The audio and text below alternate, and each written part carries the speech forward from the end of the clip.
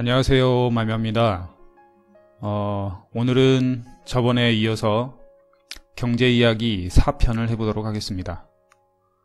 3편까지를 하면서요, 이 자본주의에 대해서 경제가 무엇인지, 그 본질이 무엇인지가 정확하게 전달되었다고 생각을 하고 있고요. 이제 그 과정 속에 우리가 지금 있지 않습니까? 과정에 있는데, 이거를 이제 어떻게 좋게 만들어 갈 것이냐, 그게 정말 중요하거든요. 오늘은 그거에 대해서, 그 방법적인 문제에 대해서 차분하게 이야기를 한번 해보도록 하겠습니다.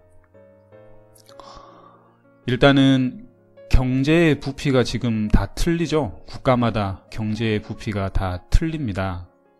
그 이유는 이 자본주의라는 게 그 은행과 이자로서 부풀어져 있는, 거품이 쌓여 있는 상태이기 때문에 그게 많이 다를 수밖에 없는 상태예요.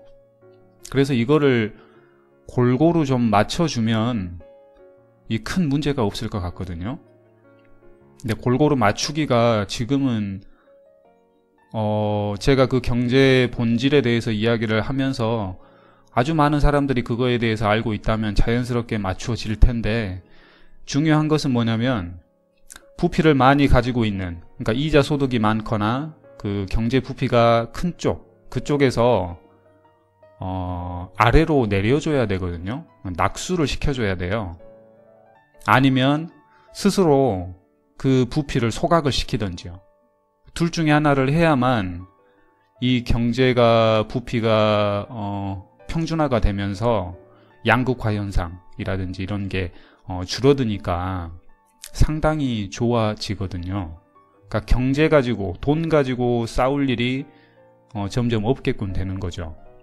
일단 저는 자본주의의 문제점, 지금 전 세계가 이 자본주의에 의해서 그 폐단들이 생겨난 것을 이제 극복을 해 나가야 되는 그런 과정이거든요. 그래서 그 문제점에 대해서 정확하게 지적을 했고요. 그거를 바꿔 나가는데 같이 동참을 해 주셨으면 좋겠어요.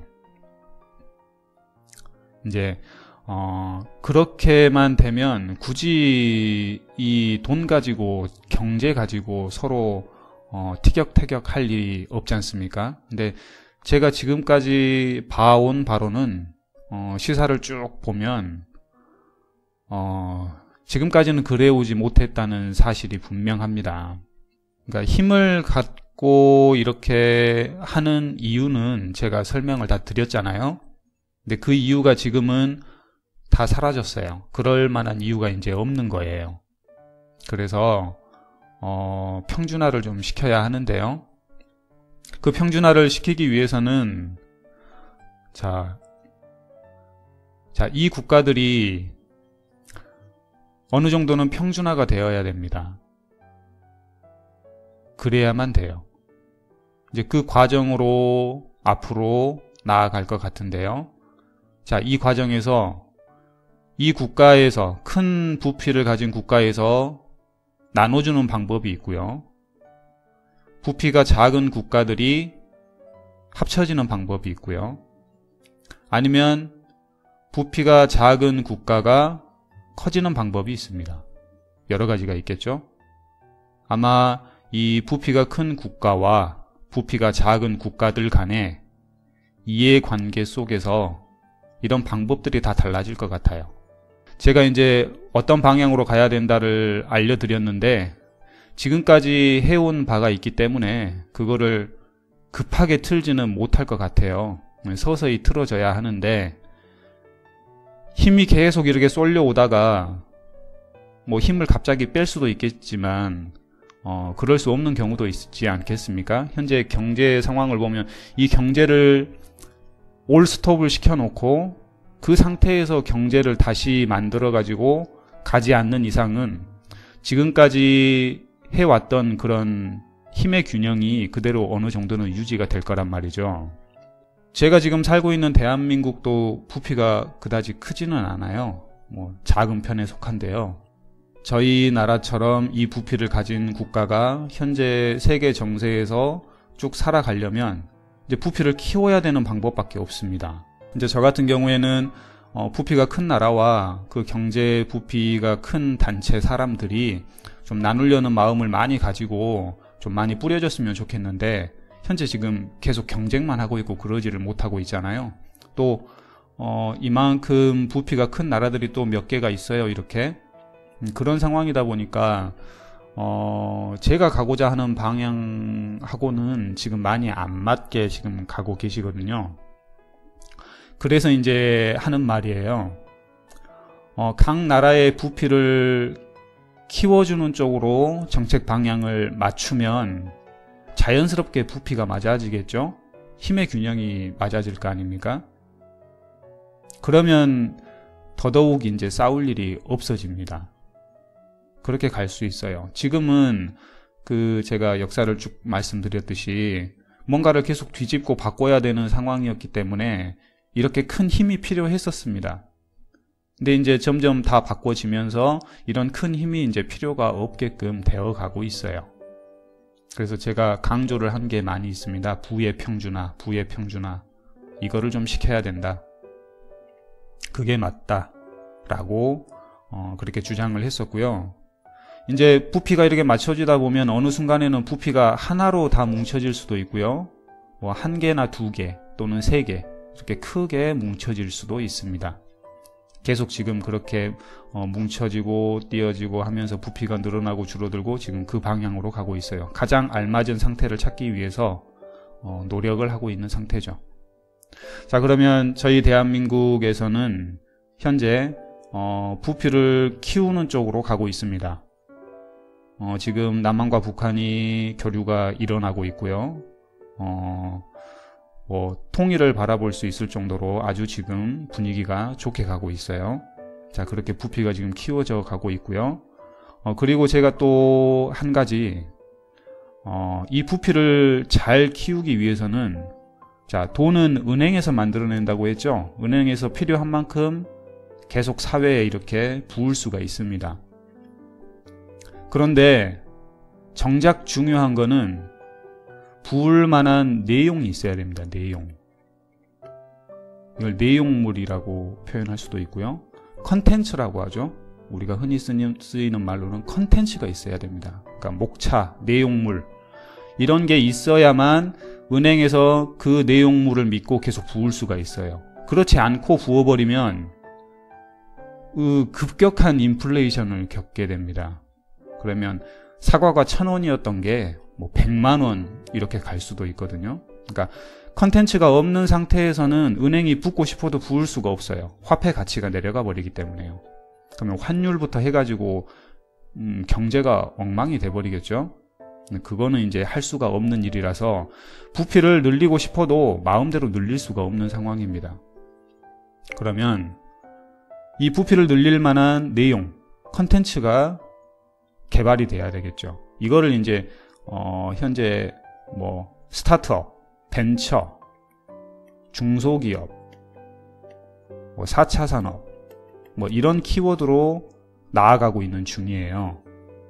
근데 저는 경제 이야기를 통해서 이 부피는 지금 어느 정도 다 키워져 있다. 이 인프라는 안정이 돼 있는 상태다. 여기에서 크게 뭐 200%, 300% 성장을 하고 그러기는 힘든 상태입니다. 그렇죠. 현재 상태로는 그래요. 그런데 적당한 내용물들이 부어지면 이게 많이 커질 수도 있고요. 그렇죠? 이거에 의해서 다른 작용들이 많이 커질 수도 있습니다. 그럼 결론적으로 이 국가의 부피가 커지고요. 서로 힘의 균형을 맞출 수가 있죠. 부피가 큰 국가도 작은 국가와 좀 잘해보고 싶은 마음이 있음에도 이 부피 차이 때문에 어쩔 수 없이 피해를 줘야 되는 상황도 굉장히 많아요. 그런 경우도 있기 때문에 자, 지금은 부피를 맞춰야 되는 그게 지금 중요한 시점입니다. 서로 평화롭게 가고 싶은데 이 부피가 틀려가지고 서로 이렇게 굉장히 피해를 주는 상황이 되면 안 되겠죠? 또 부피가 작다고 해서 맨날 부피가 큰 나라에 있는 거를 이거는 좀 주고 뭐 계속 달라고만 해서도 안 되겠죠. 그러니까 이 자체의 내용물을 아주 알차게 만들면 은행에서 많이 부을 수가 있어요, 돈을. 그러면 경제의 부피가 커지면서 균형이 맞아지겠죠. 자, 그러면 이 내용물들을 어떻게 만들 것이냐, 이 인프라를 어떻게 구성을 할 것이냐. 자, 소득 주도 성장. 자, 이거를 지금 대한민국에서는 내걸고 있는데요. 자, 소득을 많이 벌어야 되는 상황입니다. 컨텐츠가 많이 지금 넓혀져야 되는 상황이에요. 근데 뭘로 컨텐츠를 넓히죠? 여러분이 이제 사회생활을 하면서 한번 주위를 한번 봐보세요. 어떤 것으로 돈이 투자가 돼서 컨텐츠가 넓어질 수 있을까요? 여기에서 떠오르는 것들이, 자, 우리가 생각이라고 하죠. 생각. 영어로 아이디어. 자, 아이디어가 있어야 됩니다. 아이디어. 그러니까 말 그대로 내용물 컨텐츠는 생각이에요. 생각. 이 생각이 많은, 아이디어가 많은 국가가 내용물, 컨텐츠가 많이 생성이 되겠죠. 네, 그래서 특히나 우리나라 같은 경우에는 생각들이 굉장히 많은 나라예요. 아이디어는 아주 넘쳐나고 있습니다. 근데 이거에 대해서 제대로 된 지원을 못 해주고 있습니다. 이거는 자금이 들어가는 일이죠. 자금이 들어가는 일이라서 여기에 돈을 많이 붓게 되면, 자, 국가에서, 정부에서 돈을 붓는다는 것은 투자를 하는 것인데요. 정부가 투자를 할 수 있는 것은 이 자금이 사회에 부어졌을 때, 자, 세금으로 되돌아오는 것을 보고 투자를 하는 것이거든요. 자, 우리나라에서 걷는 세금은 크게 두 가지가 있습니다. 직접세하고 간접세하고요. 근데 이 세금이 현금 활동을 하다 보면 세금이 잘 안 거쳐요. 왜냐하면 세금은 보통 사람들이 자기 가계로 봐서는 지출이라고 생각을 해버리기 때문에 세금을 될 수 있으면 적게 내려고 생각을 많이 하거든요. 그래서 현금이 많이 돌고 직접세로만 세금을 걷는다고 하면 세금이 잘 안 거치게 됩니다. 그래서 우리나라는 간접세 비율이 굉장히 높습니다. 이게 한 40%, 50% 가까이 된다고 제가 알고 있어요. 그러면 정부에서 자금을 사회에 부을 때, 자, 세금으로, 직접세, 간접세 이런 세금으로 되돌아오게끔 그 사이클을 기대를 하고 돈을 투자를 한단 말이죠. 근데 그 비율이 풀로 거쳤을 때 40에서 50%가 거친다는 소리입니다. 그러면 장사로 봐서는 굉장히 손해보는 장사겠죠. 100원을 투자를 했는데 40원, 50원만 걷어들일 수 있어요. 장기적인 안목으로 봐서는 100% 아니라 200%를 걷어들이는 투자입니다. 그거는 확실한데요. 단기적으로 40에서 50%밖에 걷어들이지 못해요. 그래서 추경이라든지 어떤 자금을 투자를 할 때 너무 이렇게 많이 붓고 하면 이 단기적인 손해가 굉장히 심해져 버립니다. 그래서 이거를 마음대로 하지 못하고 있어요. 그렇지 않으면 그냥 은행에서 돈은 찍어내면 되니까 막 그냥 아이디어 있는 곳에 그냥 부어버리면 되지 않습니까? 근데 그때는 이제 국가 부채가 급상승을 해버리게 되죠. 부채가 급상승을 한다는 거는 이자를 내야 될 일이 많아지는 것이고요. 이자는 절대로 갚을 수 없는 돈이라고 했죠. 근데 그거를 많이 내야 된다는 것은 이제 힘들어지는 겁니다. 생활하기가. 그래서 오히려 악효과, 역효과가 나기 때문에 이 자금 붓는 거를 이 세금이 돌아오는 사이클에 맞춰가지고, 자, 이 정도가 돌아오면 또 얼마를 부을 수 있고, 이런 거를 계속 생각을 해야 돼요. 그러면 경제 규모가 커지면 커질수록 부채는 증가를 계속 하겠죠. 부채는. 근데 이 부채 증가가 그 국내 총생산, GDP에 비해서 어느 정도 비율로 올라가냐, 그게 중요합니다. 작년에 비해서 뭐 100%가 올라서 부채 비율이 많이 올랐다고 했는데, 이거는 이제 비교를 해봐야 돼요. 자, 작년에 비해서 GDP라든지 그 생산 가능 인구라든지 그런 게 어느 정도로 증가가 됐냐. 그래서 이거를 봤을 때 이 부채 비율이 맞냐 틀리냐 그거를 점검을 해봐야 되죠. 자, 그러면 국가가 경제를 돌리는 방법은 이제 이런 방법들이에요. 자, 뭐 결론은 원천적으로는 아이디어가 있어야 되겠네요. 생각, 아이디어. 자, 이게 있어야만 국가에서 뭐 세금이 됐던 뭐가 됐던 추경이 됐던 자금을 부어가지고 이 덩치, 부피를 늘릴 수가 있겠죠. 자, 이 구성원 한 사람 한 사람의 부피가 100원에서 200원으로 늘어나면 국가 부피가 그러니까 2배로 늘어난다고 그랬었죠. 자, 그만큼 이 아이디어에 부어지는 돈이 얼마냐에 따라서 이 개인의 부피를 얼마나 늘려주느냐에 따라서 국가의 부피 차이는 굉장히 큰 겁니다. 그러면 여기서 또 한 가지를 알 수가 있겠죠. 지금 부피가 큰 국가들은 뭐가 많아요? 은행도 많지만 아이디어가 많아요. 생각이 많은 거죠. 이 아이디어가 넘쳐나요. 할 게 굉장히 많아요. 그래서 부피가 커졌던 것입니다. 자, 그러면 우리나라에도 지금 아이디어가 넘쳐난다고 했죠. 근데 돈이 부족해요. 돈이. 자, 그러면 국가에서 할 수 있는 돈 투자는 이렇게 제한적이에요. 그러면 우리가 스스로 투자를 할 수 있는 방법만 찾아내면 간단하겠죠.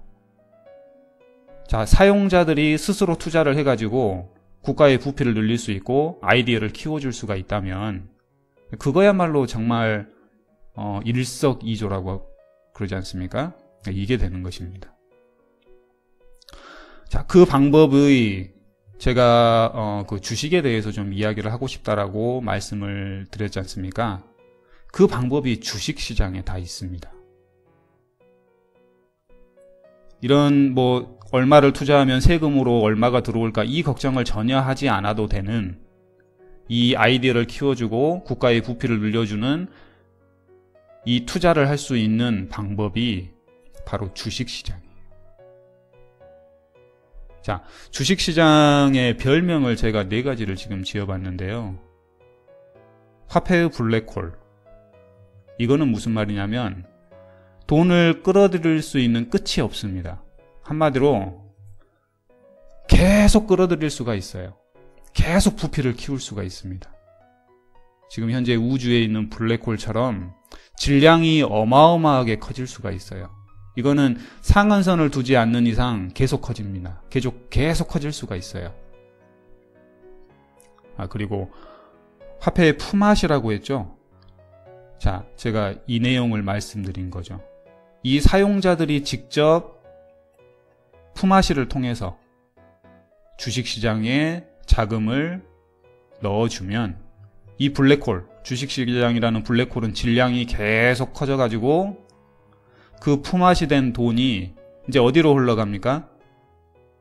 여기 아이디어, 생각, 벤처, 4차 산업, 지금 아이디어가 막 생성이 되고 있는 곳, 그곳으로 자금이 흘러들어갑니다.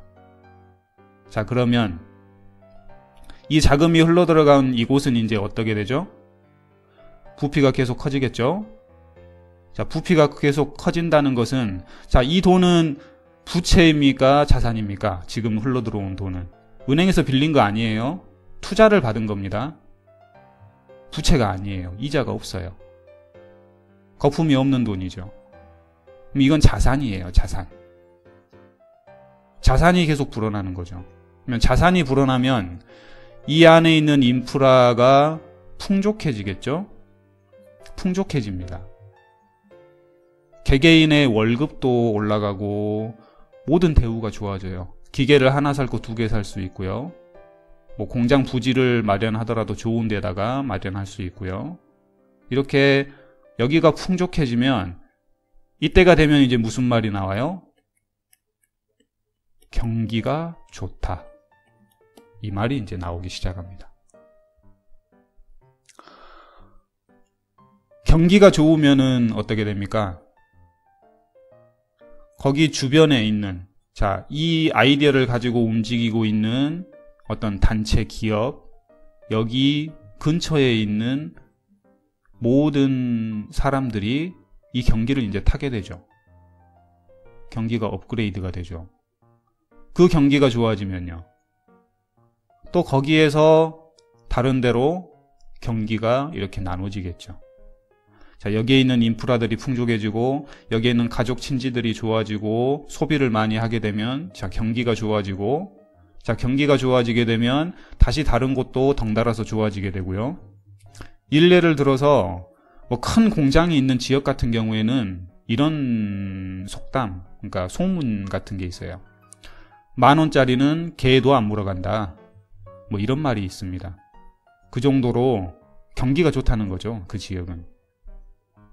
자, 그러면 여기에서 들어오는 세금도 당연히 증가가 되겠죠. 자, 그러면 국가 재정도 좋아지겠네요. 자, 그러면 이렇게 사이클이 계속 돌다 보면 뭐가 줄어듭니까? 부채가 줄어듭니다. 부채가. 자산이 늘어나기 때문에 부채가 줄어들게 돼요. 부채가 줄어들면 이자 지출이 줄어들게 되죠.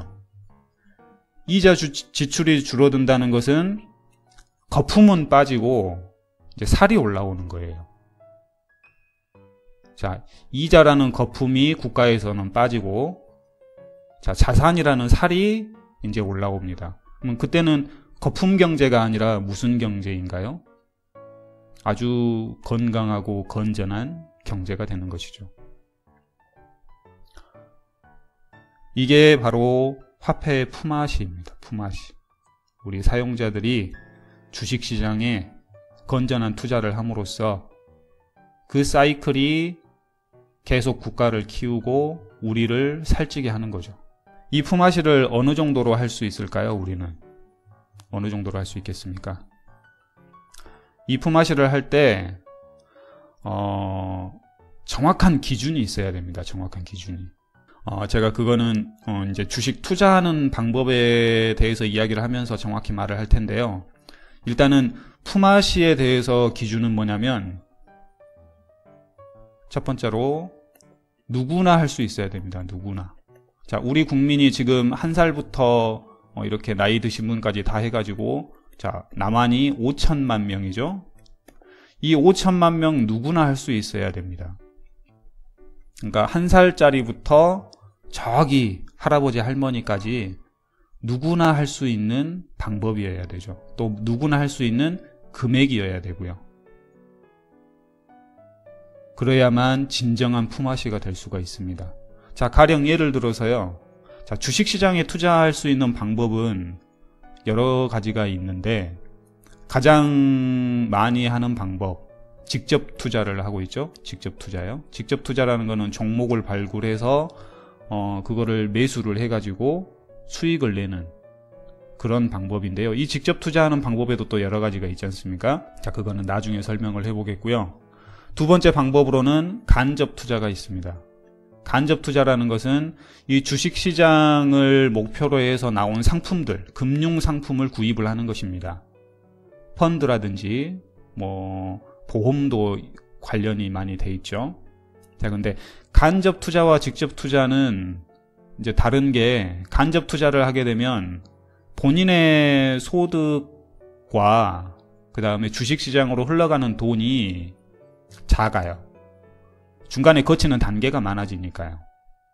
근데 직접 투자를 하게 되면 바로 본인의 소득과 연결이 되고요. 이 돈이 전부 다 주식시장으로 올고지 들어가기 때문에 저는 직접 투자를 권유를 하겠습니다.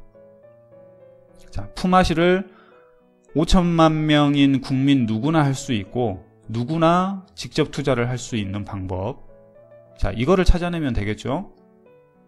자, 그 다음에 두 번째, 품앗이를 해야 되는 또 두 번째 방법은 뭐가 있을까요?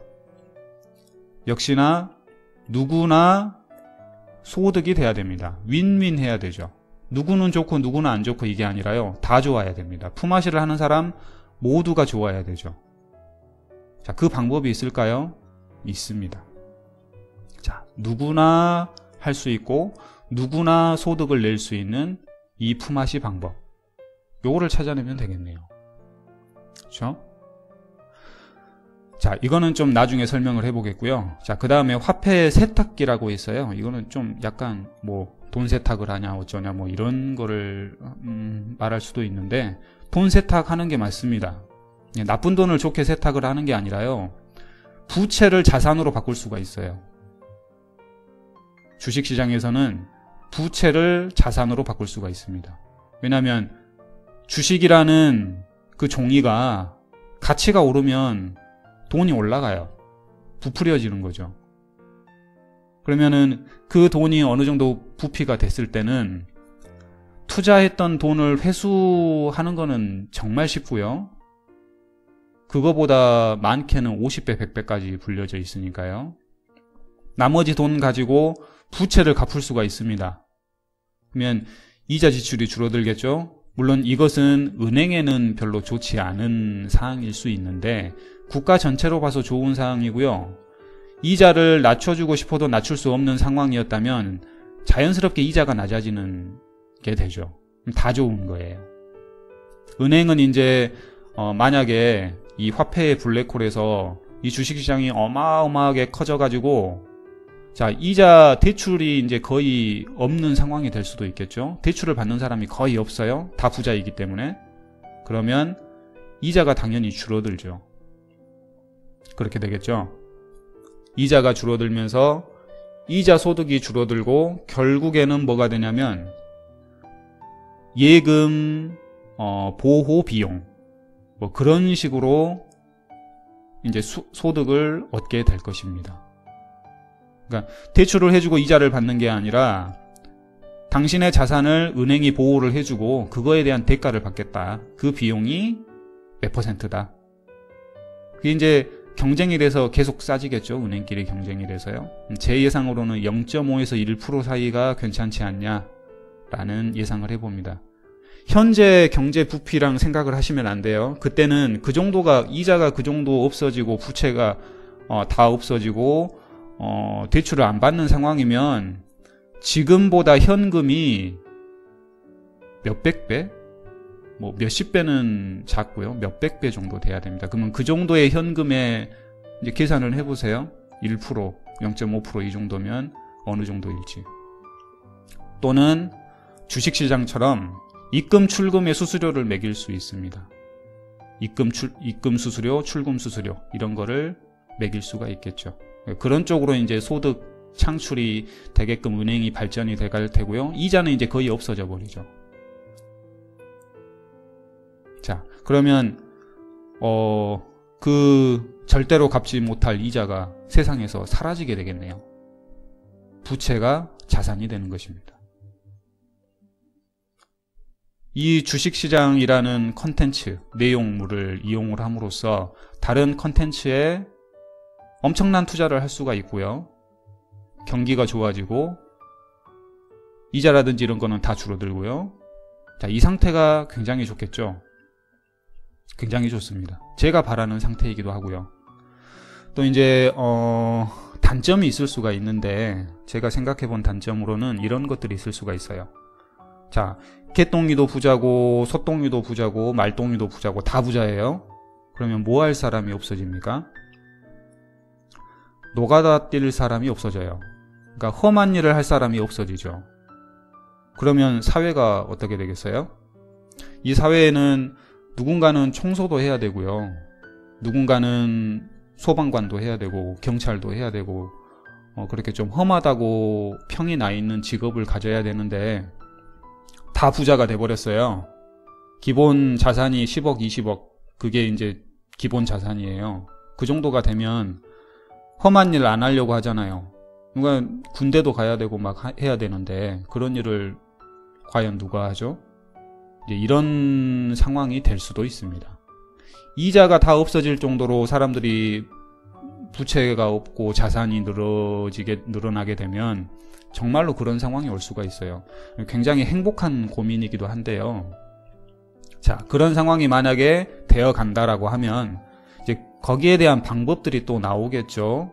지금 기계라든지 로봇, 인공지능 이런 게 굉장히 많이 발달이 되어 있는데 사람이 하기 힘든 일을 대부분 이제 그거를 시킬 수 있고요. 만들어 가지고 또 이제 그거를 하다 보면 또 이제 이렇게 반대하는 사람들이 있어요. 뭐 기계의 지배를 당하지 않겠냐, 뭐 이렇게 걱정을 하시는 것 같은데, 솔직히 인공지능이면 몰라도 기계의 지배를 받을 일은 없고요.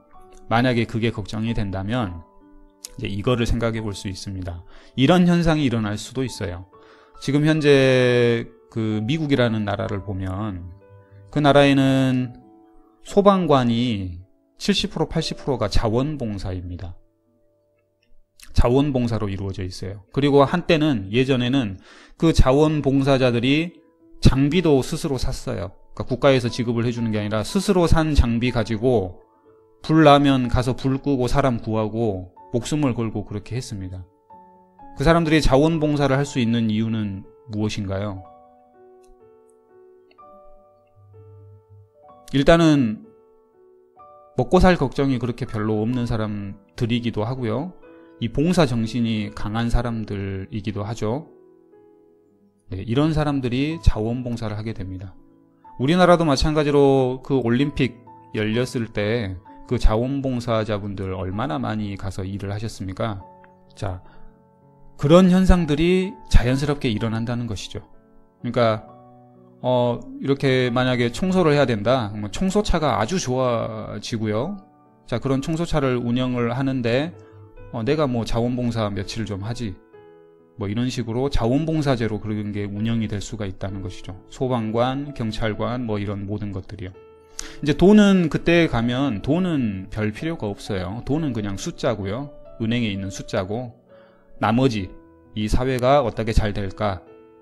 내가 뭐 내 주식 좀 팔면 저 건물 사는데 굳이 저 건물 사가지고 내가 번거롭게 그 뭐 직원들 구하고 이거 청소 다 신경 쓰고 이거 할 필요 없잖아요.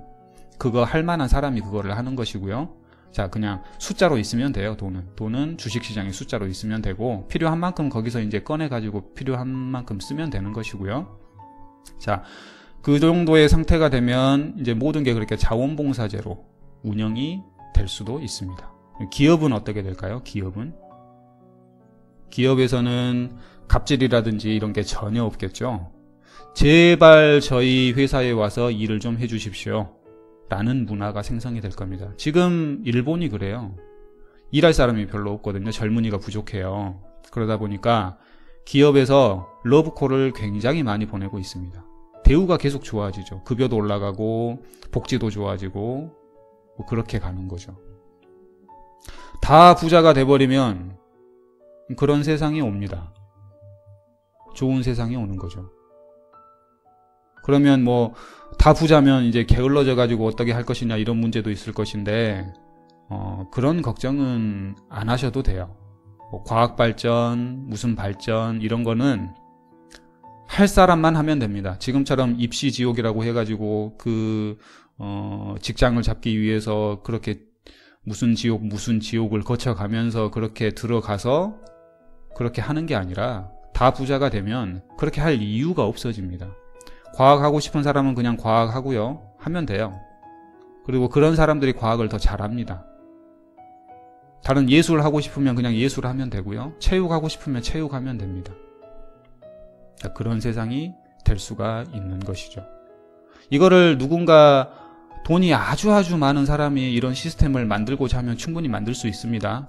지금이라도요. 근데 그러지를 못하고 있으니까 우리 스스로 한번 만들어 봐야 되겠죠. 그거를 이용할 수 있는 게 주식시장입니다. 자, 그러면 이제 화폐의 빅뱅은 무엇이냐? 빅뱅.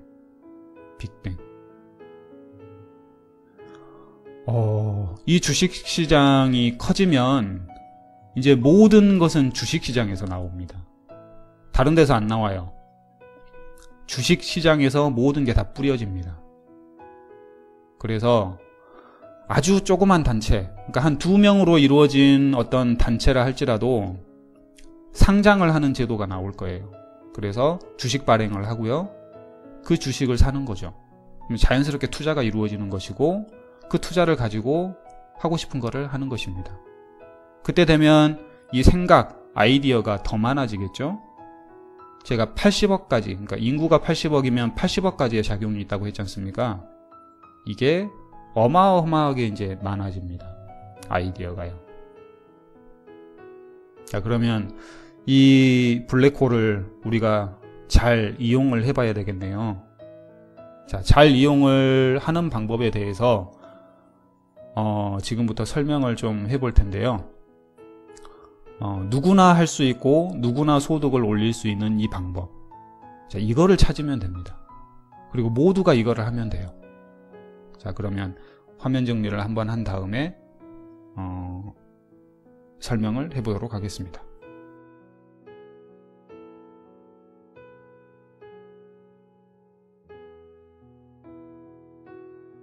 주식 투자를 해야 되는데요. 주식 투자를 해야 됩니다. 자, 주식 투자를 해야 되는데, 자, 조건이 두 가지가 있었죠. 자, 누구나 할 수 있고, 자, 누구나 소득을 얻을 수 있는 방법. 이 방법을 찾아야 됩니다. 자, 마미아가 생각한 이 방법은요. 자, 주식 투자에는 크게 두 가지가 있어요.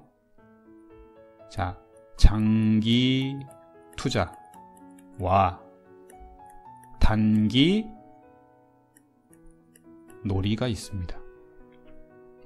제가 왜 놀이라고 적었냐면요. 장기 투자는 투자가 맞아요. 근데 단기 놀이는 그냥 놀이입니다. 돈 가지고 하는 놀이가 뭐죠? 상상에 맡기겠습니다. 자, 주식 투자에서 장기 투자는 투자고요. 단기는 놀이입니다. 놀이. 그러니까 우리는 이거를 보고 하는 게 아니에요. 이거는 그냥 잊어버려야 됩니다. 이거는 그냥 거기에서 놀고 싶은 사람만 노세요. 자, 과학, 화폐, 종교, 예술, 체육 5가지가 있다고 했지 않습니까? 자, 과학, 화폐, 종교, 예술, 체육. 여러분들의 주특기는 이 중에서 무엇인가요? 참고로 저의 주특기는 원래는 주특기가 별로 없었거든요. 특별히 잘하는 게 없었고 특별히 뭘 하고 싶은 것도 그다지 없는 상태였습니다. 근데 어느 순간 뭐를 꼭 해야만 되는 이유가 생겼고 그걸로 돌파를 했어야 됐었어요. 그래서 뭘로 이 상황을 돌파를 할까 고민을 하다가 선택했던 게 작가의 길이었죠. 작가. 제가 시를 지금 많이 쓰고 있는데 수필도 물론 쓰고 있습니다. 자, 작가의 길이었는데 이 작가라는 것은 예술 쪽에 가깝습니다. 문학, 예술 이쪽에 가까운 게 작가죠. 여담으로 작가는 컨텐츠를 생성을 하는 사람이에요. 그러니까 아이디어가 있는 사람입니다. 자, 이런 아이디어가 잘 부풀어지게끔 투자를 많이 해야 됩니다. 현재 그러지를 잘 못하고 있죠. 여담이었고요. 자, 예술 쪽에 가까운 이제 주특기를 가진 거죠. 제가 선택을 해가지고. 자, 그러면 지금 저는 이 화폐 이야기를 하고 있지 않습니까? 근데 이거를 하는 이유는 뭘까요? 이게 지금 선두에 있기 때문에, 이거 부피를 맞추지 않으면 우리가 고통받기 때문에, 그렇기 때문에 지금 이 얘기를 하고 있는 거예요. 주특기는 저는 예술 쪽이네요. 그리고 저는 또 체육을 굉장히 좋아하거든요. 스포츠 뭐 이런 거 굉장히 좋아합니다. 공놀이. 그리고 저는 틈만 나면 뭐 어떤 인라인 스케이트를 타고 막 밖에 나가서 그걸 하고 싶고, 자전거라든지, 그래서 뭐 이렇게 영상강 종주 같은 거를 막 하고 싶고, 이런 생각이 많이 들고 그러거든요. 그래서 저의 주특기는 예체능, 그러니까 예술과 체육 쪽입니다. 그래서 이 일을 지금 하고 있는 건데, 그러면 지금 하고 있는 방송은 완전 부업이네요. 이거는 주업이 아니라 완전히 부업입니다. 화폐도 마찬가지로 부업이 되겠습니다. 여담을 좀 더 해보자면 이 안에서도 5가지 작용이 다 있다 그랬죠. 그러니까 예술을 하더라도 과학적으로 하는 사람이 있고, 돈적으로 하는 사람이 있고, 종교적으로, 그 다음에 예술적으로, 체육적으로 하는 사람이 있습니다. 저는 시를 쓰면서도 그 시의 내용을 가만히 봐보면 종교적인 내용이 많고, 그 다음에 과학적으로 쓰고 있습니다. 그러니까 과학적이라는 거는 운율이 있는 시를 좋아하거든요. 정확하게 딱딱 맞아 떨어지는 시요. 그런 시, 자유시도 물론 잘 쓰는데, 그러니까 잘 쓴다는 거는 자주 쓰는데, 운율이 있고 과학적으로 딱 계산이 돼 있는 그런 시, 또 종교적인 어떤 철학이 있는 그런 시를 좋아합니다. 그래서 예체능, 그러니까 예술 쪽의 작용을 주특기로 하고 있다 하더라도 과학과 종교, 예술 쪽으로 이렇게 하고 있는 거네요. 자, 이렇게 이제 자신만의 어떤 주특기를 정해 볼 수가 있겠습니다. 자, 그러면 지금은 이제 화폐에 대한 이야기니까 이거는 제 주특기가 아니에요. 지금 방송도 주특기가 아니고요. 그런데도 이렇게 열심히 하는 이유는 지금 이게 선두에 있고요. 방송을 통해서만이 이거를 알릴 수 있기 때문에 이런 쪽으로 지금 공부를 해가지고 이렇게 하고 있는 것입니다. 그래서 혹시라도 뭔가 좀 부족한 점이 있더라도 양해를 널리 해주시고요. 일단은 최대한 정확하게 이야기를 하고자 노력을 하고 있으니까요. 잘 들어주셨으면 좋겠습니다. 자, 여담을 마치고요. 자, 그러면 우리가 봐야 될 거는 장기 투자죠. 누구나 할 수 있고 누구나 벌 수 있는 투자입니다. 자, 주식이라는 거는 이 주식의 속성을 알면 돈을 벌 수가 있어요.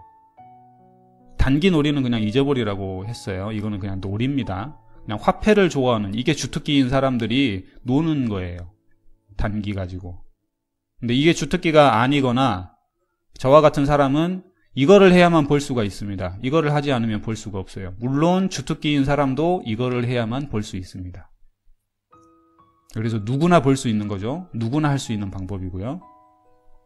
누구나 할 수 있다는 것은 기초생활보장자도 할 수가 있어야 돼요. 1살짜리도 할 수가 있어야 되고, 자, 90세, 100세 된 노인도 할 수가 있어야 됩니다. 할 수 있겠죠? 할 수 있는 방법이 있습니다. 자, 그러면 일단은 금액부터 정해야 되겠네요. 금액. 누구나 할 수 있는 금액을 설정을 해야 되죠. 저는 한 달에 10만 원으로 정해봤습니다. 이 돈은 기초생활자도 한 달에 10만 원을 투자할 수 있어요. 모든 것을 좋게 하기 위해서 품앗이로 한 달에 10만 원은 누구나 투자할 수 있는 돈입니다. 그리고 우리는 장기 투자를 할 것이기 때문에 팔 일이 없어요. 계속 주식시장에 있는 거예요, 그 돈은. 자, 언제 팔지는 제가 이제 설정을 좀 해봤는데 그거는 설명을 하겠고요. 자, 금액을 일단 한 달에 10만 원. 자, 이거를 곱하기 5천만을 해보자고요. 동그라미 몇 개가 더 들어가야 되죠? 하나, 둘, 셋, 넷, 5개 들어가야 되죠? 자, 10만 원에다가 동그라미 5개를 더 쳐보겠습니다. 셋, 넷, 5. 그리고 여기다 5를 곱하면, 자, 5천만 명이 10만 원씩 투자한 게 되겠죠? 이 금액이 얼마입니까, 지금? 동그라미가 3개, 6개, 9개. 10개의 동그라미가 쳐져 있으면은 이 금액이 얼마죠? 8개면 1억이에요. 그렇죠? 자, 6개, 8개. 자, 여기가 1억짜리입니다. 억, 10억, 100억인가요? 10만. 제가 동그라미를 하나 덜 그린 것 같은데 봐볼게요. 자, 10만이었고 5개밖에 안 그렸네요. 뭔가 이상하다 했습니다. 자, 6개를 정확히 그려보면, 자, 여기가 1000자리, 여기가 100만자리, 억짜리, 그러니까 10억이죠. 여기가 10억, 100억, 1000억. 맞나요? 산수를 다시 해보겠습니다. 자, 10만 원이면 동그라미가 5개. 거기에다가 5천만 명. 제가 계산을 완전히 잘못했네요. 다시 해볼게요. 자, 10만 원에 5천이 아니라 5천만이죠. 1000만이면 동그라미가 7개죠. 하나, 둘, 셋, 넷, 5, 6, 7개. 자, 5천만 명이 누구나 한 달에 10만 원씩. 자, 이 가정을 해보겠습니다. 누구나 할 수 있는 금액이니까요, 이 정도는. 자, 1살짜리부터 100살, 120살 되는 노인까지도 할 수 있는 돈. 가족이 4명이면 40만 원이 되겠네요. 5명이면 50만 원이고요. 자, 이 정도를 우리의 미래를 위해서, 국가의 발전을 위해서 품앗이를 할 수가 있습니다. 그리고 그 돈은 무조건 늘어납니다. 무조건 벌게 돼요. 할 수 있겠죠? 할 수 있습니다. 할 수 있어요. 자, 그러면 이거의 금액을 한번 볼까요? 자, 100만, 100만이고 1000만, 억, 10억, 100억, 1000억, 1조네요. 1조. 제가 계산했던 게 맞았어요. 이 금액이 왜 안 나오나 싶었는데 동그라미를 제가 잘못 쳤습니다. 한 달에 여기다 이제 5를 5천만이니까 5를 곱해야 되겠죠? 곱하기 5. 한 달에 5조인가요? 5조. 한 달에 5조가 주식시장으로 들어가서 사회에 뿌려져요. 이게 어느 정도 규모인지 감이 잘 안 잡히시죠? 정부에서 근무하시는 분들은 이거 감이 금방 오실걸요? 한 달에 5조가 추경이 되면 1년이면 60조입니다. 1년. 자, 12개월이니까 60조의 투자가 이루어지는 거죠. 정부에서 추경을 하면은 거둬들여지는, 그러니까 당장 내년이라든지 이렇게 세금으로 다 거둬들여지는 게 40%, 50% 선이고 그 중에 현금으로 나가버리고 이런 거 계산해보면 얼마 안 될 수도 있습니다. 물론 그거는 나라 안에 다 있기 때문에 차후의 자산이지만 당장 들어오는 돈이 얼마 안 되죠. 근데 사용자들이 품앗이를 해가지고 1년에 60조라는 추경을 해버리면 이건 100% 자산이고요. 정부는 그냥 손 놓고 이 추경을 하는 거예요. 자, 이렇게 해서 자 5년이라는 시간이 흘렀습니다. 5년 동안 300조를 투자한 게 되네요. 300조. 화폐가 주특기인 분들 잘 한번 계산을 해보세요. 이게 맞을 겁니다. 어마어마한 금액이에요. 60조, 1년에 60조를 추경을 한다는 것은 이거는 완전 모험이거든요. 정부 입장에서는 모험이에요. 근데 그거를 우리가 할 수 있는 거죠. 우리가 할 수 있는 거예요. 그러면 이 돈이 뿌려져서 아까 그 사이클로 이렇게 돌아가서 경기 부양이 된다면 이건 100% 자산입니다. 부채가 아니고 은행에서 빌린 돈이 아니에요. 어마어마한 효과가 있습니다. 은행에서 빌린 돈보다 훨씬 더 좋은 효과를 내죠. 누구나 할 수 있겠습니까? 한 달에 10만원. 기초생활수급자도 할 수 있는 투자입니다. 이렇게 투자한 거는 절대 안 팔아요. 장기 투자예요. 그냥 묻어둘 거예요. 이거를 언제 파냐? 파는 사이클은 5년입니다. 5년. 제가 여기다 5를 한 이유가 있어요. 5년 동안 묻어둘 거예요. 그러면 이렇게 투자할 수 있는 방법이 유일하게 한 가지가 있습니다. 장기 투자를 해서 5년 정도를 묻어두고 내가 10만원 투자했는데 20만원, 30만원, 많게는 1000만원까지도 벌 수 있는 방법. 저평가 우량주를 찾는 것이죠. 자, 우리는 한 달에 10만원을 학수고대하면서 가지고 있다가 저평가 우량주를 찾으면 곧바로 투자를 하고요. 이제 별명을 딱 정해주는 거예요. 그 주식에다가는. 만약에 오늘 샀다. 그러면 그 별명은 2023년이 되겠습니다. 그러니까 5년 후에 팔 거니까 아예 이름을 그렇게 정해주는 거죠. 5년 동안은 웬만해서는 안 팔아요. 그게 100배로 뛰지 않는 이상은 잘 안 팔아요. 그러니까 50보 100배로 만약에 1년 만에 뛰었다. 그러면 장기 투자 성공한 겁니다. 당연히 팔고 이제 더 좋은, 그러니까 더 많은 투자를 할 수가 있겠죠. 그때가 되면. 근데 저는 그거를 5년으로 봅니다. 5년 동안 우리가 한 달에 10만원씩 한 주씩 한 종목씩 사면 몇 개가 나오죠? 1년에 12종목, 5년이면 60종목이 나오죠? 자, 이 정도를 저평가 우량주를 발굴을 해서 10만원씩 투자를 해온 공부가 되면 이제 그때는 전업을 해도 돼요. 이게 주특기가 돼도 됩니다. 화폐가. 그러면 다른 쪽에서 많은 인프라가 화폐로 몰리겠네요. 별로 좋지는 않은데 어차피 주특기는 자기가 정하는 거니까 저 같은 경우에는 부업으로 해도 부자가 될 수 있게끔 5년 동안 천천히 공부를 해서 이거를 해보려고 합니다. 그래서 이렇게 다 같이 참여를 하게 되면 이렇게 좋은 현상, 좋은 효과가 나오니까 다 같이 해보자고 지금 말씀을 드리는 거고요. 저는 실제로 이거를 해본 적이 있습니다.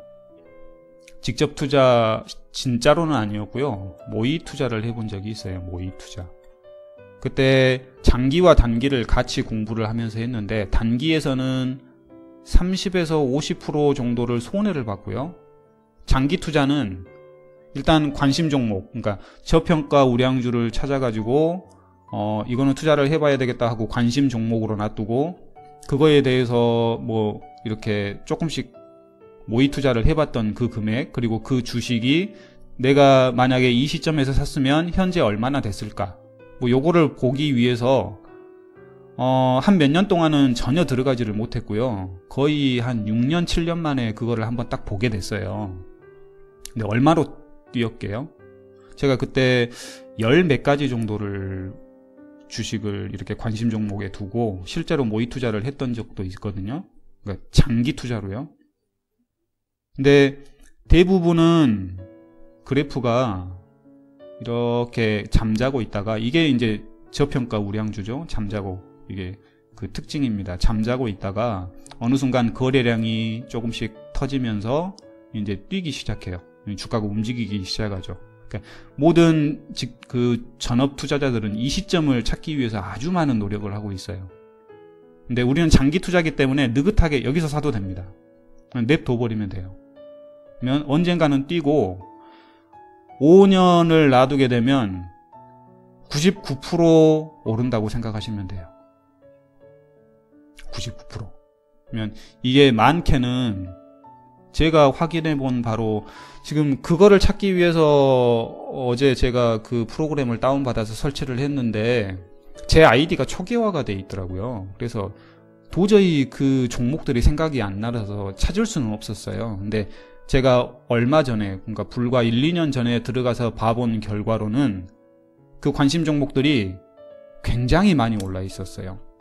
잠깐 기억이 나는 것은 50 몇 배 올랐던 것도 있는 것 같고요. 뭐 100배 이상 올랐던 것도 있는 것 같고, 계속 5년이 넘도록 잠자고 있는 주식들도 많이 있었습니다. 근데 1개에서 3개 사이가 굉장히 많이 올랐어요. 이거를 하면 돼요. 1개만 오르면 됩니다. 1개만. 10개, 12개 중에 1개만 오르면 무조건 성공한 겁니다. 확률도 굉장히 좋죠. 그러면 우리가 해야 될 것은, 자, 누구나 할 수 있어야 되니까요. 자, 저평가 우량주를 찾는 방법. 매달 10만원씩 주식에 투자하는 것. 이 2가지만 기억하면 돼요. 그리고 사는 것은 눈 감고 그냥 찍어도 됩니다. 아무 때나 사셔도 돼요. 호가,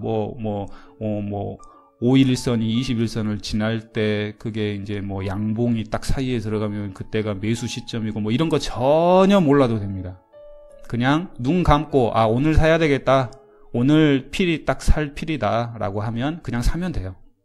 그리고 놔둬버리면 됩니다. 별명이 뭐라고요? 올해 샀으면 2023년이 별명이에요. 그때까지는 안 팔아요. 50배 100배로 뛰지 않는 이상은 안 팝니다. 2배 3배, 아니 10만원이 20만원 30만원 됐다고 제가 뭐 전업으로 그거를 하는 것도 아닌데 그거를 왜 팔겠습니까? 우리가 바라보는 것은 50배 100배예요. 자, 이렇게까지 가는 주식이 흔하지는 않지만 1년에 60개를 사서, 그러니까 5년 동안 60개를 사가지고 이 실력이 공부가 되고 그런 정도로 부업으로 쭉 하다 보면 돈은 무조건 벌 수밖에 없어요. 무조건 벌게 됩니다. 제가 직접 해봐서 알아요. 이 장기 투자의 매력은 이런 것이거든요. 제가 그때 실제로 돈을 넣었다면, 만약에 10만원을 여기서 샀다면 그 100배로 뛰었던 주식은 얼마가 됐습니까? 10만원에 공 2개 더 치면 7개죠? 1000만원이네요. 1000만원. 그러면은 5년 후에 1000만원이라는 종잣돈이 마련이 돼서, 자, 여기에서 이제 또 5년을 봐요. 여기서부터 이제는 10만 원이 아니라 얼마씩 살 수 있습니까? 100만 원씩 살 수 있겠네요. 진짜 적게 잡아봤자 50만 원, 아니면 뭐 30만 원짜리 3개씩. 이렇게 이제 또 저평가된 오를 만한 주식을 사요. 또 1년에 12개를 사는 거죠. 한 달에 한 개씩. 30만 원씩 한 달에 3개씩 사도 되고요. 이때는 이제 실력이 붙었으니까 사고 팔고 이런 것도 자연스럽게 잘 되겠죠. 이제 부업으로 하면서도 이때 전업으로 돌려도 됩니다. 이제 자기가 생각하기 나름이죠. 내가 이제 화폐라는 작용에 내가 이제 막 가서 부자가 돼가지고 그냥 이렇게 해보겠다라는 이런 생각이 딱 들면 그냥 본격적으로 이때부터는 하시면 됩니다. 자, 그러면 다시 5년이 흘러갔어요. 그러면 여기에서 샀던 60개, 여기에서 샀던 60개에서 100개 정도의 주식, 그 자기의 보유 주식이 있겠네요. 이미 부자가 됐습니다, 이 사람은. 자, 여러분 여기서 생각을 한번 해보세요. 제 지인 중에 한 명이 이런 사람이 있어요. 직장 생활을 지금 거의 15년, 20년 이 가까이 하고 있거든요. 그래서 중산층으로 살고 있습니다. 근데 그 실상을 보면 예금은 얼마 없어요. 모든 사람이 마찬가지죠. 예금은 얼마 없습니다. 부동산, 집이 있는데 그 집이 2채나 있어요. 오, 성공했네요. 그렇죠. 근데 문제는 뭐냐면 그 2집을 다 팔아가지고 대출을 갚고 나면 0원이에요. 아무것도 남는 게 없어요. 그 2채 중에 한 채는 세를 줬어요. 월세를 줘가지고 거기에서 들어가야 될 이자를 그 돈으로 주고 있습니다. 월 100 얼마씩 주고 있더라고요. 그리고 여기에 대한 이자는 이제 자기가 내면서 그렇게 살고 있는 거죠. 대부분 중산층이라고 하면 이런 생활을 하고 있어요. 집이 2채, 3채라도 다 은행에 물려 있고 한 달에 이자가 100만 원, 200만 원씩 들어갑니다. 이거는 옳은 경제 활동이 아니에요. 지금 우리는 너무나 이상한 경제 활동을 하고 있는 것입니다. 모든 것을 지금 은행이 다 쥐고 있어요. 그거를 바꾸고 싶어도 못 바꿔요, 은행은. 돈을 풀면 돈의 가치가 내려가 버리기 때문에. 이자를 조정을 해야 되는데 그것도 마음대로 못 하고 있죠. 또 우리나라만 생각해야 되는 게 아니라 다른 나라도 있고요. 환율도 생각을 해야 되고요. 여러 가지 복잡한 거를 생각을 해야 돼서 이거를 함부로 못 만져요. 그런 상황이 지금 딱 우리의 상황이고, 그 늘어난 부피, 거품이, 그 거품들이 전부 다 부동산에 몰려 있는 거예요, 지금. 부동산이 많이 쉽게 벌 수 있다라고 생각을 하고 있으니까요. 근데 그거 버는 게 아닙니다. 그냥 계속 거품만 쌓여가고 있는 거예요. 그거를 바꿀 수 있는 방법. 자, 오늘부로 이자 뭐 이런 거 다 없애고 새로 시작하자 뭐 이래도 됩니다. 근데 그럴 수가 있겠습니까? 거기에서 그만큼 했던 그 노력들, 그걸 다 무시할 수 없잖아요. 그러면 이거를 선순환으로 바꿀 수 있는 기가 막힌 한 수가 있어야 돼요. 기가 막힌 한 수가. 거의 신의 한 수라고 불리우는 그게 있어야 됩니다. 근데 그게 어느 한 사람이 할 수 있는 게 아니라 모든 구성원이 동참해야만 가능한 거예요. 이 방법을 쓴다면. 모든 구성원이 참여를 해야 됩니다. 할 수 있겠습니까? 만약에 오늘 이 방송을 딱 들었다. 이 작용에 동참할 수 있겠습니까? 누구나 할 수 있고 누구나 벌 수 있어요. 5년 동안 그냥 묵혀두기만 하면 돼요.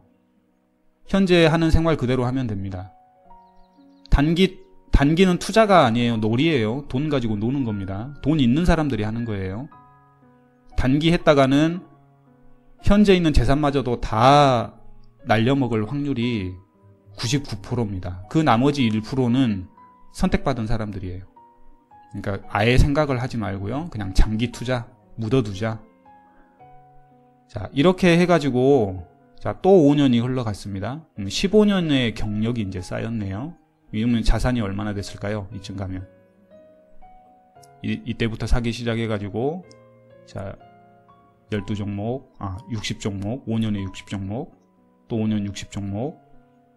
여기는 60종목이 아니라 120종목이라든지 180종목이 될 수도 있겠죠. 나눠서 여러 개를 살 수도 있으니까요. 실력이 또 많이 붙은 상태고요.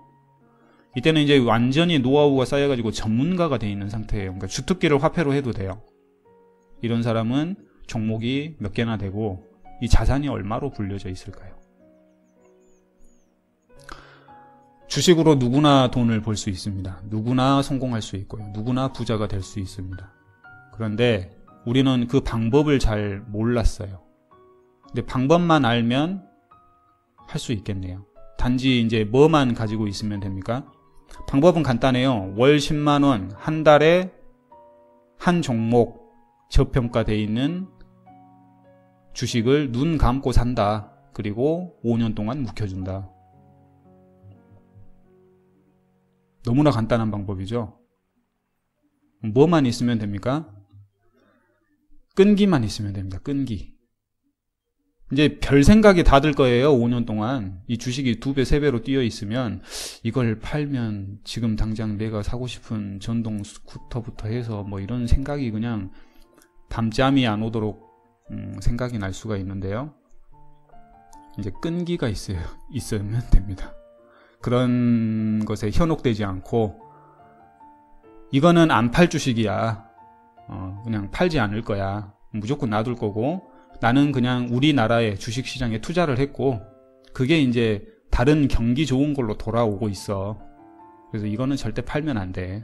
팔 때는 50배, 100배 뛰었을 때 팔아서 다시 주식시장에 그거를 투자를 하는 거야. 이 생각만 가지면 되죠. 이게 빅뱅이에요. 빅뱅. 여기에서 모든 게 이제 나오기 시작하는 단계가 되는 것이죠. 블랙홀 끝이 없습니다. 아무리 많이 오랫동안 투자를 해도요. 상한선을 정해주지 않는 이상 계속 불어납니다. 거기서 빅뱅이 일어나기 시작해요. 돈을 다 세탁해버려요. 부채를 자산으로 다 세탁을 해버립니다.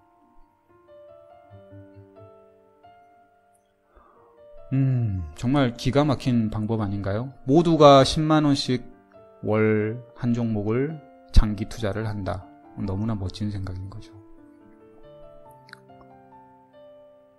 저는 이 방법으로 부자가 되려고 합니다. 물론 저는 주특기가 작가이기 때문에 글도 계속 쓸 건데요. 주특기를 화폐로 바꾸는 일은 아마도 없을 것 같은데 그때는 이제 한 20년, 30년 가봐야 알겠죠.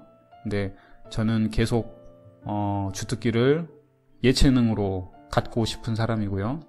부업으로 이걸 할 거예요. 부업으로 하는 사람이 더 유리합니다. 왜냐하면 그거 볼 일이 별로 없잖아요. 그냥 한 달에 한 번 사고 묻어두면 되고요. 거의 대부분의 시간은 이 저평가 우량주를 찾는 거죠. 이거 그냥 검색하면 바로 나와요. 그냥 검색하면요. 이거 찾는 방법은 아주 쉬워요. 몇 가지 자료만 가지고 이렇게 딱 사면 됩니다. 그러니까 잠자고 있는 주식이라 할지라도 이게 그 장에서 빠져나온 주식 있죠? 그러니까 상장이 폐지될 주식들, 그런 주식들은 알아보는 방법이 금방 있습니다. 그러니까 이런 주식은 조금만 한 일주일만 공부해도 금방 가려낼 수 있고요.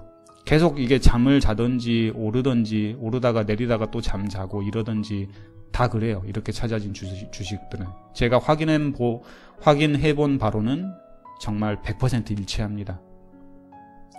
그러니까 걱정을 하지 마시고요. 모두가 이렇게 벌 수 있고 나라도 살릴 수 있고 이 세계도 좋아지게 할 수 있고 자신도 부자가 될 수 있고 모든 상황이 좋아질 수 있는 방법. 그 상황이 돼서 이제 다시 이야기를 하자고요. 자, 주식시장 이렇게 커져 버렸고 한 주가 1000만 원 막 이상 가는 주식이 있을 수도 있습니다. 그때 되면 뭐 1억 가는 주식이 있을 수도 있고요. 이건 너무 무섭지 않냐. 그리고 이제 이 블랙홀이라는 게 서로 끌어당기는, 그러니까 다 빨아들여 버리죠. 그러니까 주식 시장끼리 이제 막 빨아들이는 현상이 생길 수도 있어요. 여기 처음에 설명했듯이 이제 주식 시장이 이렇게 막 합쳐져 버리고, 그러면 이제 정말 무서울 정도로 이게 커져 버리거든요. 또 계속 이제 사람들은 투자를 하고 있고요, 매월. 블랙홀, 정말 그 어마어마한 질량을 가진 그 블랙홀처럼 이 주식시장이 이제 지구를 사내 만에 뭐 이렇게 될 수도 있습니다. 그 고민은 이제 그때 가서 하고요. 여러 가지 방법이 있을 수가 있겠는데, 현재 생각해 보면은 상한가를 정할 수도 있겠죠. 이 이상은 소각이다, 없는 돈으로 생각해라 라고 할 수도 있고요. 또는 이제 매년 행사를 할 수도 있습니다. 우리가 한 해를 맞이하면서, 한 해를 보내면서 여러 가지 행사들을 하죠. 그렇듯이 이제 한 해를 보내면서 주식을 태우는 거죠. 그래가지고 딱 전광판에 이 주식이 카운트다운 해가지고 얼마가 태워집니다 하면서, 우리가 쥐불놀이를 하면서 와 막 이렇게 신나네 재밌네 하는 것처럼 주식을 매년 태우면서 우리가 거품을 이 정도 뺐다, 누구나 다 태워야 되겠죠.